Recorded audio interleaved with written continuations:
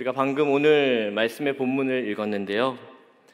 이 본문을 통해서 우리가 역사상 그 누구보다 전화위복의 은혜를 얻었던 한 인물을 만나보게 됩니다. 평범하고 또 어떤 면에서는 약점이 아주 많고 특별할 것 없는 연약한 인생이 하나님께 선택을 받아 그분의 손에 붙들려 하나님의 주권적인 사랑 안에서 새롭게 변화되는 이야기를 우리는 방금 읽었습니다. 오늘 우리가 함께 읽은 창세기 12장의 본문은 하나님의 말씀으로 시작됩니다. 창세기에서 하나님이 아브라함에게 말씀하신 것은 12장이 처음입니다. 그런데 하나님께서 아브라함에게 말씀하신 것은 12장이 처음은 아닙니다. 사도행전 7장에 보면은 스데반 집사님의 설교가 나오는데 이 사도행전 7장 2절과 3절에 이와 같이 기록되어 있습니다. 우리가 함께 읽도록 하겠습니다. 스데반이 이르시되 여러분 부형들이여 들으소서. 우리 조상 아브라함이 하란에 있기 전 메소포타미아에 있을 때에 영광의 하나님이 그에게 보여 이르시되 내 고향과 친척을 떠나 내가 내게 보일 땅으로 가라 하시니. 우리가 방금 읽은 이 사도행전의 기록을 보면 하나님은 이미 갈대아 우르에 살고 있던 아브라함과 그의 가족을 12장 전에 부르셨습니다. 아브라함과 그의 가족은 하나님의 말씀에 따라서 그의 고향과 친척을 떠나가게 되었고 하란까지 오게 됩니다. 아브라함이 원래 살고 있었던 이 갈대아 우르, 이곳은 당시 굉장히 발달된 도시였고 화려한 도시였습니다. 역사적 문헌에 따르면 이미 4,000년 전에 그곳에 수세식 화장실이 있었다고 합니다. 메소포타미아 문명의 발생지로서 굉장히 풍요로운 도시였습니다. 하지만 이들은 발달된 문명과 도시 속에서 살고 있었지만 이들은 하나님을 모르고 있었습니다. 갈대아 사람들 대부분이 달의 신이라는 우상을 섬기고 있었고 이 우르 지방의 집집마다 사람들은 자신의 집을 지키는 수호신, 우상 단지들을 하나씩 섬기고 있었습니다. 아브라함은 그와 같은 곳에서 살고 있었던 사람입니다. 하나님은 그곳에서 아브라함과 그 가족들을 부르셨습니다. 하나님을 몰랐던, 어찌 보면 하나님과 전혀 관계가 없었던 한 사람과 그 가정을 오늘 하나님은 부르십니다. 그 부르심에 순종하여서 아브라함 가정은 갈대아 우르를 떠나게 되었고 그들의 여행은 하란까지 오게 되고 일단 그들은 그곳에 정착하게 됩니다.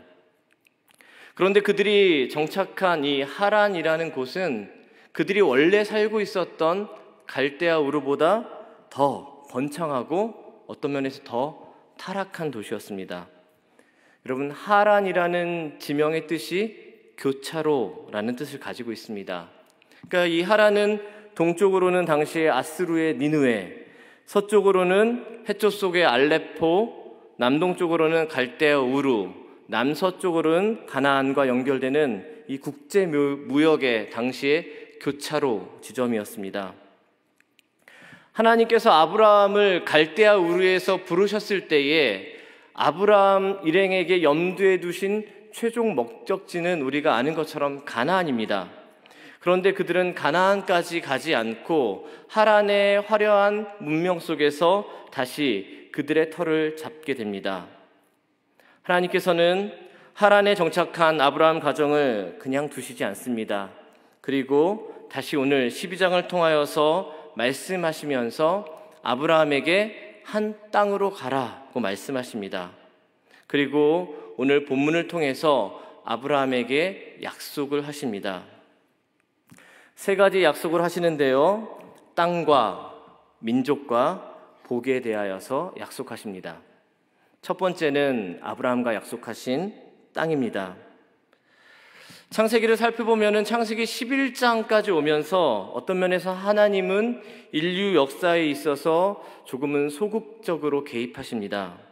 그런데 12장을 시작하면서 하나님께서는 이제 역사의 주관자로서 적극적으로 말씀 가운데 개입하고 계십니다. 그리고 하나님께서는 그 선택하신 백성들을 통하여서 하나님께서 세우신 계획들을 하나하나 시작하시게 됩니다. 그리고 그 시작점에 있어서 한 사람을 부르시는데 그 사람이 바로 오늘 말씀의 주인공 아브라함입니다. 아브라함과 그의 아버지 데라는 족장으로서 우르 지역에서 사회적으로 또 경제적으로 굉장히 부유하고 안정된 삶을 살고 있었습니다. 그런데 하나님의 부르심에 그들은 우르를 떠나게 되고 하란까지 와서 그곳에 이주하게 됩니다. 근데 하란에 정착하려는 아브라함과 그 가정을 하나님께서는 다시 한번 말씀을 통해서 하나님께서 명령하신 땅으로 계속해서 보내고 계십니다. 여러분, 누가 누구를 불렀습니까? 하나님께서 아브라함을 부르셨습니다. 여기서 중요한 것이 무엇일까요? 여러분, 아브라함을 부르셨다는 것일까요? 아닙니다. 바로 하나님께서 부르셨다라는 것입니다. 아브라함이라는 인물이 우리에게는 믿음의 조상으로 기억되지만 당시의 아브라함이라는 인물은 전혀 중요하지 않습니다. 왜냐하면은 아브라함이 무언가 하나님에게 한 가지 더해서 아브라함이 무언가 특별해서 하나님을 잘 섬겼기 때문에 그가 이미 믿음이 컸기 때문에 아브라함을 선택하고 부르신 것이 아닙니다. 아브라함과 그 가정이 어떤 가정이고 인물인지 한번 볼까요? 여호수아 24장 2절과 3절을 한번 보도록 하겠습니다. 여호수아 24장 2절 3절. 여호수아가 모든 백성에게 이르되 이스라엘의 하나님 여호와께서 이같이 말씀하시기를 옛적에 너희의 조상들 곧 아브라함의 아버지 나홀의 아버지 데라가 강 저쪽에 거주하여 다른 신들을 섬겼으나 내가 너희의 조상 아브라함을 강 저쪽에서 이끌어내어 가나안 온 땅에 두루 행하게 하시고 그의 씨를 번성하게 하려고 그에게 이삭을 주었으며. 아브라함 가정은 우상을 섬겼던 가정이고 아브라함은 그러한 가정에서 자랐던 인물입니다. 때문에 아브라함도 우상을 섬겼을 가능성이 굉장히 높습니다. 그럼에도 불구하고 오늘 하나님께서는 그의 역사의 시작점에서 하나님과 전혀 관계가 없었던 이 아브라함을 부르십니다. 그리고 이제 하나님께서는 그가 선택한 아브라함에게 다가가셔서 적극적으로 말씀하십니다. 여러분, 누가 누군가에게 다가가서 말한다라고 하는 것은 분명한 의도가 있다는 것입니다. 그 적극적인 대화의 목적과 계획이 있는 것입니다. 오늘 본문에는 하나님이 아브라함에게 말씀하십니다. 그것은 하나님의 분명한 계획하심과 목적이 있다는 뜻입니다. 그 계획하심과 목적의 내용이 무엇입니까? 1절에 보면은 너희 고향과 친척과 아비집을 떠나 내가 내게 보여줄 땅으로 가라는 것입니다. 아브라함은 하나님의 주권적인 선택에 부름을 받고 그 말씀을 받았으며 오늘 1절에 땅을 약속으로 받게 됩니다. 창세기를 시작하면서 하나님은 하나님의 형상으로 사람을 만드시고 하나님의 대리자로서 사람을 세우십니다. 첫사람 아담에게 만물을 다스리고 땅에 충만하라라는 명령을 주십니다. 그와 같은 명령, 또 다르게 생각해 보면은 막강한 권력인데 이러한 명령과 권력을 주실 수 있었던 이유는 첫사람 아담이 하나님의 형상을 완벽하게 소유했기 때문입니다. 하지만 사람의 불순종으로 사람은 하나님으로부터 저주를 받습니다. 인간이 하나님처럼 되고자 하는 마음에 하나님의 명령에 불순종하게 된 것이며 이로 인해 인간 역사에 죄가 들어오게 되고 저주를 받습니다. 그 후 가인으로부터 시작된 살인의 죄, 그 이후 수많은 죄들로 하나님께서는 이 땅을 두고 보실 수가 없어서 물로 심판하십니다. 그런데 그 심판의 과정 속에서도 하나님은 다시 생명의 희망은 구원의 소망을 남겨두시고 노아와 그 가족을 통하여서 하나님의 언약을 이어가십니다. 그런데 인간은 또다시 바벨탑 사건을 통하여서 하나님께 반역하게 되고 하나님과 등지게 되고 결국 여러 민족들로 갈라지게 됩니다. 그것이 창세기 11장까지 내용입니다. 창세기 11장까지 보면 하나님께서는 세상을 만드시고 인간을 두고 보시다가 결정적인 순간에만 개입하시고 심판하심으로 세상을 보호하시고 그의 언약을 이어가시는 모습을 보이십니다. 그런데 12장을 시작하시면서 하나님은 이제 더 이상 소극적으로 그냥 바라만 보고 계시지는 않습니다. 인류 역사에 적극적으로 개입하심으로써 하나님 나라의 구체적인 계획, 그 계획들을 본격적으로 시작하시게 되고 그 시작하는 시작점에 아브라함을 부르시고 그가 선택한 아브라함에게 가장 먼저 하신 일이 말씀하신 것입니다. 하나님께서는 아브라함에게 내가 내게 보여줄 땅으로 가라 라고 말씀하십니다. 하나님이 첫 번째로 아브라함에게 땅을 말씀하시면서 그 땅을 약속하신 이유가 무엇이겠습니까? 하나님에게 있어서 땅은 너무나 중요합니다. 여러분, 땅은 누가 만들었습니까? 땅은 하나님이 만드셨습니다. 그 땅은 하나님의 꿈입니다. 하지만 그 땅이 죄로 인해서 파괴되었습니다. 인간의 죄 때문에 인간은 하나님으로부터 저주를 받게 됩니다. 그런데 인간만 저주를 받는 것이 아니었습니다. 땅도 저주를 받게 되었습니다. 땅은 이제 더 이상 생명의 근원이 아닙니다. 죄가 없던 시절 에덴 동산에서의 땅은 사람들에게 필요한 것들을 마음껏 공급해 주던 생명의 장소였습니다. 그런데 타락 이후의 땅은 죽음의 땅이 되었습니다. 엉겅퀴를 내게 되었으며 인간의 고된 노동과 수고로만 열매를 맺을 수 있는 인간과 대립되는 장소가 되어버렸습니다. 또한 인간의 육체적 죽음은 흙으로 돌아가게 됩니다. 땅은 이제 죽음과 연결되어집니다. 그럼에도 불구하고 죄로 인해서 인간이 저주를 받고 땅이 저주를 받았지만 하나님은 인류에게 희망을 남겨주셨습니다. 가능성을 주셨습니다. 하나님은 이제 그 저주받은 땅이 회복되기를 원하십니다. 때문에 그가 택한 사람에게 하나님께서는 먼저 땅을 약속하신 것입니다. 여러분, 하나님께서 처음에 온전하게 만드신 땅이 어디입니까? 에덴 동산입니다.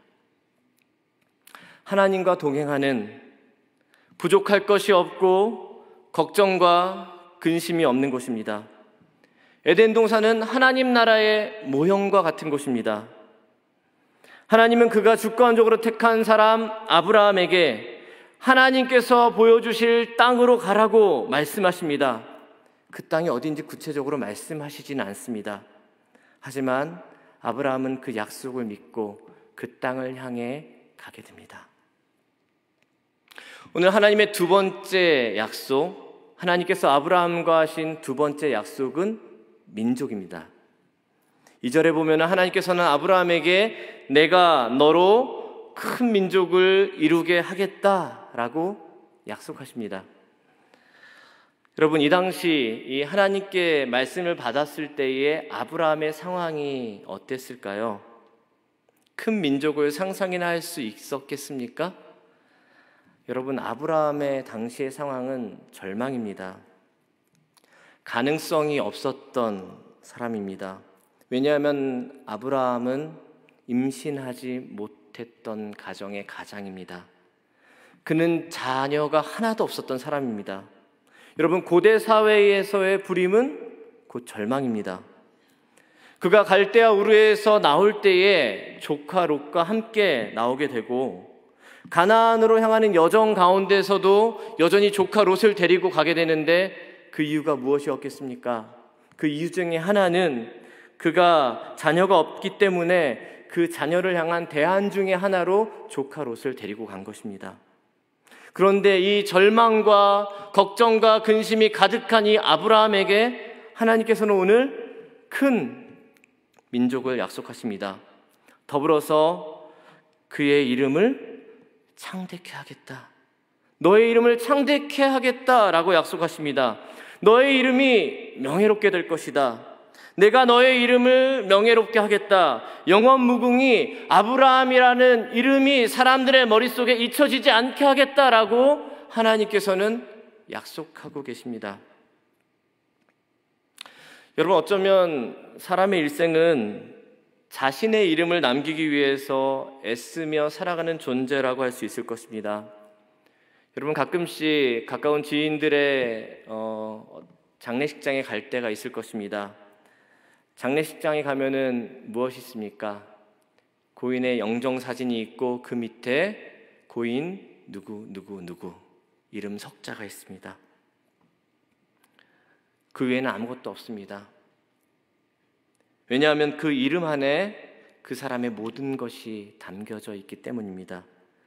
그 위에 그 사람이 평생 모아두었던 돈을 쌓아둘 필요도 없을 것이며, 그 사람이 평생 어떤 일을 했는지 기록해서 올려둘 필요도 없는 것입니다. 사람들은 그 이름 하나면은 그 사람의 인생을 기억하게 되는 것입니다. 반대로 사람들이 가장 두려워하는 것 중에 하나가 무엇입니까? 그것은 자신의 이름이 잊혀지는 것입니다. 대중으로부터 유명세를 누리던 사람들일수록 자신의 이름이 사람들에게 잊혀졌을 때에 두려움과 절망감을 느끼게 됩니다. 극단적으로는 삶의 이유를 찾지 못하게 될 때도 우리는 종종 보기도 합니다. 여러분, 특별한 사람들만 이런 감정과 두려움을 느낄까요? 아닙니다. 우리 모두가 느끼는 감정과 두려움입니다. 제자반을 하게 되면은 훈련생들이 얼마나 자기 목사님을 생각하는지 모릅니다. 왜냐하면 매주 만나서 훈련하고 과제를 통해서 서로 교제하고 기도하고 가깝게 지내기 때문에 제자 훈련하는 동안, 그 1년 동안 훈련생들에게 그 목사님은 우리 목사님으로 불려지게 됩니다. 마치 그 이름이 이 훈련생들에게는 영원히 기억될 것만 같습니다. 그런데 제자 훈련이 끝나고 사역반에 가게 되면은 이 영원할 것만 같던 우리 목사님이 이제는 바뀌게 됩니다. 제자반 끝나고 그 제자반 기도 모임을 갔는데 이 훈련생들이 새롭게 만난 우리 목사님이 얼마나 더 좋은지, 자기 목사님이 최고다라고 서로 갑론을 박하는 모습을 보면서 제가 옆에 있음에도 불구하고 이제 나는 잊혀지는 존재가 되는구나, 참 외롭고 슬픈 마음이 들 때가 있습니다. 그런데 이것도 계속 매년 반복이 되니까 내성이 생깁니다. 이렇듯 사람들은 자신의 이름을 소중히 생각하며 그 이름을 넘어서 그 이름과 하나 되어 그 이름을 기억해주는 수많은 사람들이 있기를 바랍니다. 자신의 후손들이 오랜 시간 동안 자신을 기억하기 원합니다. 자신의 이름을 기억하는 사람이 많으면 많을수록 자신의 삶의 정체성과 의미가 더하여진다라고 생각하고 사람들은 열심히 삽니다. 그것이 가족이며 그 가족의 확장이 민족이라고 할 수 있을 것입니다. 혈연 공동체가 되는 것입니다. 물론 지금의 나라의 개념은 혈연을 뛰어넘고 인종을 뛰어넘지만, 당시 하나님께서 말씀하신 것은 하나의 혈연 공동체로 구성된 나라를 염두에 두시고 그에게 나라를 약속하고 계십니다. 여러분, 타락 이후에 사람들은 자신의 이름이 높아지기를 원했습니다. 인간 역사에 죄가 처음 들어온 것도 내가 하나님처럼 되겠다, 내 이름이 하나님과 동등해지겠다라는 욕심으로 죄를 짓게 됩니다. 여러분, 우리가 12장을 읽었는데 12장 앞에 11장이 나옵니다. 노아 홍수 이후에 사람들이 바벨탑을 쌓게 됩니다. 결국 그 바벨탑 건설 계획은 실패로 돌아가지만 사람들이 바벨탑을 쌓은 이유가 어디 있습니까? 우리가 창세기 11장 4절을 같이 한번 읽어보도록 하겠습니다. 11장 4절. 또 말하되 자 성읍과 탑을 건설하여 그 탑 꼭대기를 하늘에 닿게 하여 우리 이름을 내고 온 지면에 흩어짐을 면하자 하였더니, 우리 이름을 내고, 우리 이름을 내고. 결국 바벨탑을 쌓은 동기 첫 번째는 자기의 이름을 내고자, 나의 이름을 높이고자 한 것입니다. 여러분, 4,000년 전에 바벨탑 쌓을 때만 사람들이 자기 이름을 내고자 했을까요? 오늘날도 마찬가지입니다. 사람들은 자기의 이름을 알리기 위해서, 자기의 이름을 내기 위해서 현대사회는 어떠한 일도 마다하지 않습니다. 급기야는 긍정적이든 부정적이든 내 이름만 알리면 된다라는 생각에 이상한 행동도, 이상한 말들도 서슴지 않고 하는 것이 현대사회입니다. 여러분, 유튜브 많이 보시죠? 유튜브에는 좋은 유튜브도 많이 있습니다. 대표적인 좋은 유튜브 뭐가 있죠? 사랑 온 있습니다. 가입하시기 바랍니다. 그런데 이처럼 좋은 유튜브도 있지만, 우리 삶에 유익을 끼치는 유튜브도 있지만, 우리 영혼을 파괴하면서 사람들의 인상을 찌푸리는 이상한 유튜브도 얼마나 많이 있는지 모릅니다. 어떻게든 관심을 받으면 그만이라는 생각에 사람들은 어떠한 일도 서슴지 않고 하는 것이 현대사회입니다. 여러분, 관종이라는 단어 알고 계십니까? 관종, 처음 들어보시죠? 요즘 아이들이 줄여서 하는 말인데요. 관심종자, 이 관심종자를 줄여서 관종이라고 말합니다. 관심받고 싶어서 특이한 행동을 하는 부류의 사람들을 지칭합니다. 어떻게든 내 이름들을 사람들 머릿속에 기억하게 하겠다, 내 이름을 드러내겠다 하는 것이 사람들의 심리입니다. 물론 사람들이 다 그렇게 보이지는 않습니다. 그렇지 않은 사람들도 있는 것 같습니다. 하지만 겉으로 표현하지 않고 내성적인 성향을 가지고 있는 분들이라 할지라도 그 내면에는 타인이 나의 이름을 기억해 주기를, 자기 이름을 내고 싶어하는 인간 내면의 욕구가 있다라고 하는 것을 아무도 부정할 수가 없습니다. 굉장히 조용하고 수줍음이 많은 분인 것처럼 보여도 교회에서 만나서 제가 그분의 이름을 불러주며 인사했을 때 화내시는 분이 한 분도 안 계십니다. 너무나 좋아하시고 어떻게 제 이름을 다 기억하세요라고 반가워하십니다. 이것이 우리 모두 마음의 공통된 심리입니다. 하나님은 자식이 전혀 없던 아브라함에게 그의 이름이 창대케 된다, 큰 민족이 된다라고 오늘 약속하십니다. 여러분, 아브라함의 이름이 창대케 되는 것, 그가 큰 민족을 이루는 것, 아브라함의 노력으로 될 수 있는 것이 아닙니다. 아브라함의 노력으로 될 수 있었다면 오늘 말씀을 받았을 때의 아브라함의 나이가 75세인데요. 아브라함의 노력으로 될 수 있었다면 75세까지 왜 아브라함에게 자식이 하나도 없었겠습니까? 이름은 곧 후손이요 민족으로 연결되어지게 됩니다. 여러분, 이름을 주시는 분이 누구입니까? 사람을 만드시고 사람에게 이름을 주신 분이 하나님입니다. 하나님께서 아담에게 모든 동물들의 이름을 짓게 하신 것도 그를 자신의 대리자로 위임해 주셨기 때문에 가능한 것입니다. 인간 그 자체로는 아무 이름도 지을 수가 없습니다. 이름을 지을 수 없을 뿐만 아니라 자신의 이름조차 없었던 존재가 바로 인간입니다. 그러한 존재를 만드시고 이름이 없던 자신에게 이름을 주신 분이 바로 하나님이십니다. 이와 같이 아무것도 아닌 존재가 자신의 이름을 내겠다고 바벨탑을 쌓는다고 이름을 낼 수 있겠습니까? 여러분, 바벨탑 쌓으려고 얼마나 많은 사람들이 앞장서서 목소리를 높였고 수고했겠습니까? 하지만 그 앞장서서 수고하고 애썼던 노력했던 사람들의 이름이 성경에 단 한 사람도 기록되어 있지 않습니다.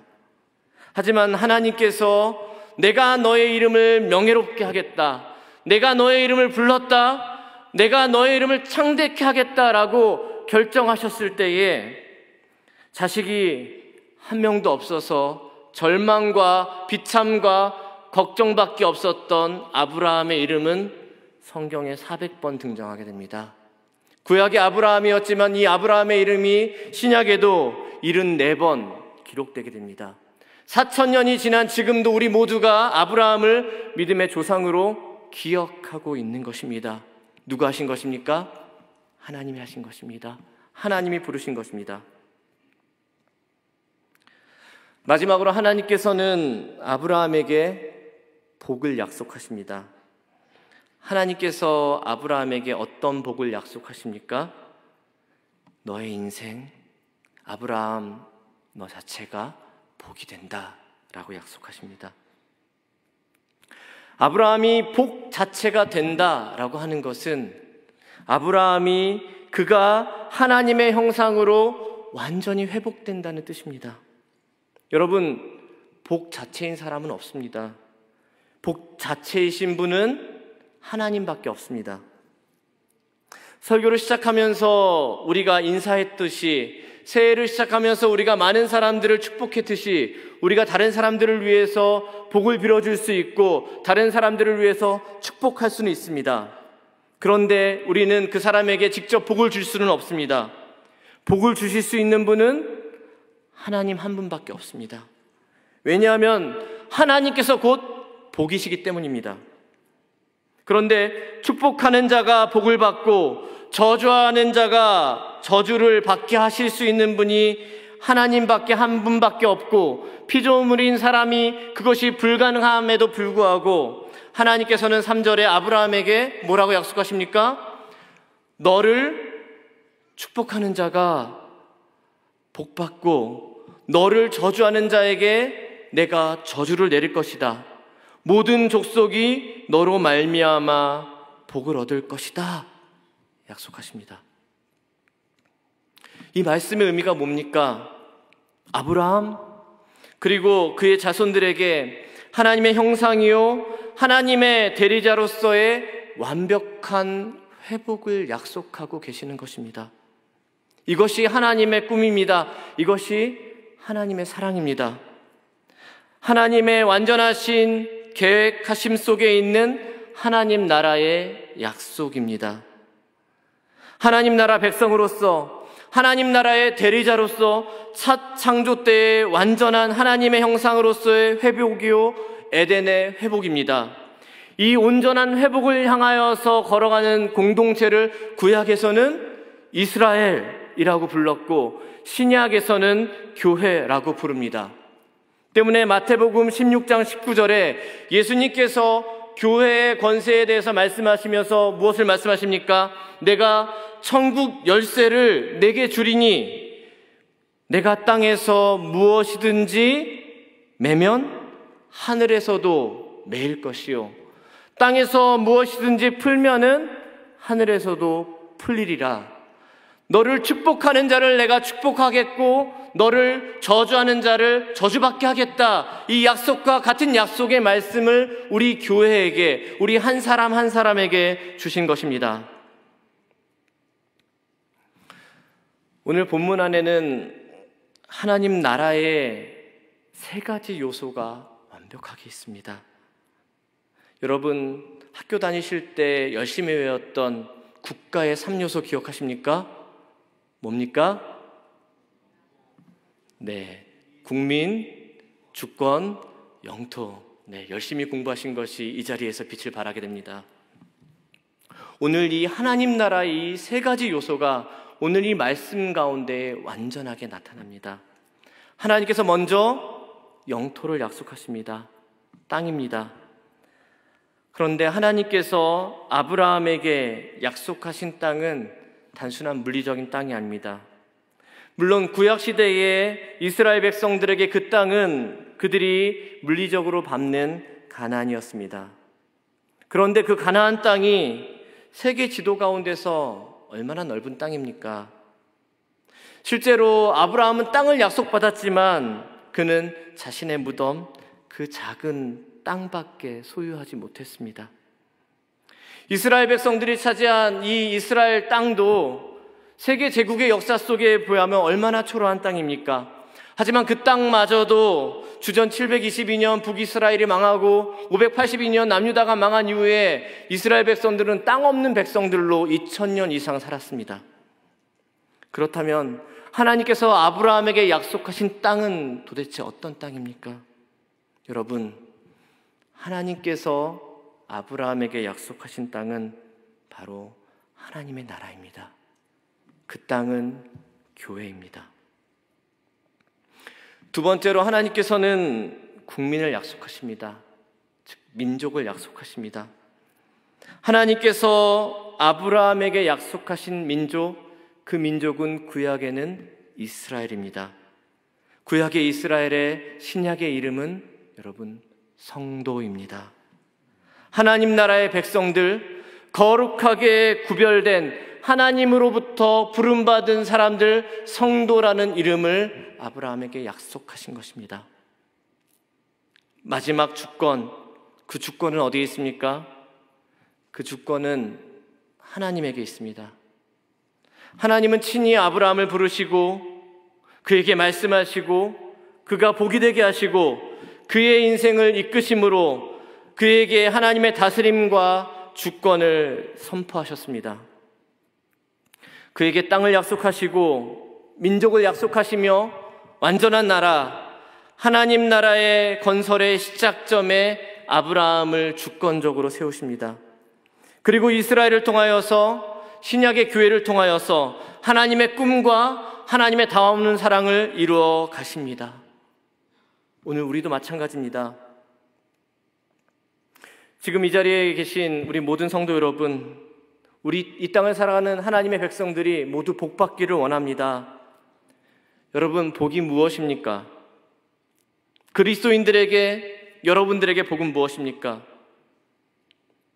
내가 올 한 해 받기 원하는 복은 도대체 무엇입니까? 내가 세워놓은 계획들이 하나하나 하나님의 도우심으로 모두 이루어지는 것이 복일까요? 그것이 복이 아닙니다. 하나님께서 나를 향하여 세우신 계획들, 하나님께서 나를 부르시고 나를 이끄시며 나를 보내셔서 그 이끄심과 부르심과 보내심에 순종하며 하루하루 살아가는 우리의 날들이 하나님 안에서 복인 줄로 믿으시기를 바랍니다. 하나님의 형상의 회복을 위해서, 하나님의 나라를 위해서, 하나님의 목적대로 나의 인생이 영광스럽게 쓰임받는 것이 복인 줄로 믿으시기를 바랍니다. 2020년 나에게 하나님께서 보여주신 땅은 어디입니까? 그것은 여러분의 가정입니다. 여러분의 일터요, 여러분의 삶의 터전입니다. 그 땅이 완전한 에덴으로 하나님 나라로 회복되기를 하나님께서는 꿈꾸고 바라고 계십니다. 하나님은 오늘 여러분의 이름을 부르시고 우리의 이름을 부르시고 우리의 이름이 창대케 되겠다라고 약속하고 계십니다. 내가 나의 이름을 내기 위하여 아무리 노력하여도 하나님 없는 노력은 무너질 바벨탑을 쌓는 것과 같습니다. 그렇지만 하나님께서 나의 이름을 부르시고 우리가 그 부르심에 순종할 때에 우리에게 이름을 주신 하나님의 형상과 하나님의 권세가 우리 삶 가운데에 완전히 회복되어질 줄로 믿습니다. 여러분, 우리의 삶의 주권은 누구에게 있습니까? 나의 삶의 주권은 누구에게 있습니까? 나의 삶의 주권은 하나님에게 있습니다. 하나님께서 우리의 삶 가운데에, 나의 삶 가운데에 복이 되어라 라고 말씀하실 때에 우리는 하나님의 대리자로서 세상에 복을 주며 복 중에서 가장 큰 복음을 선포하며 나아가는 증거자로 굳건히 서게 될 것입니다. 2020년을 시작하며 우리가 꿈꾸며 바라는 하나님 나라가 회복되기를 간절히 소원합니다. 우리의 인생과 가정, 우리의 일터가, 우리의 교회가 하나님 나라의 온전한 회복의 시작점이 되기를 바라며 모든 약속된 것들을 믿음으로 받고 누리는 우리 모든 믿음의 성도들이 되시기를 주님의 이름으로 소원합니다.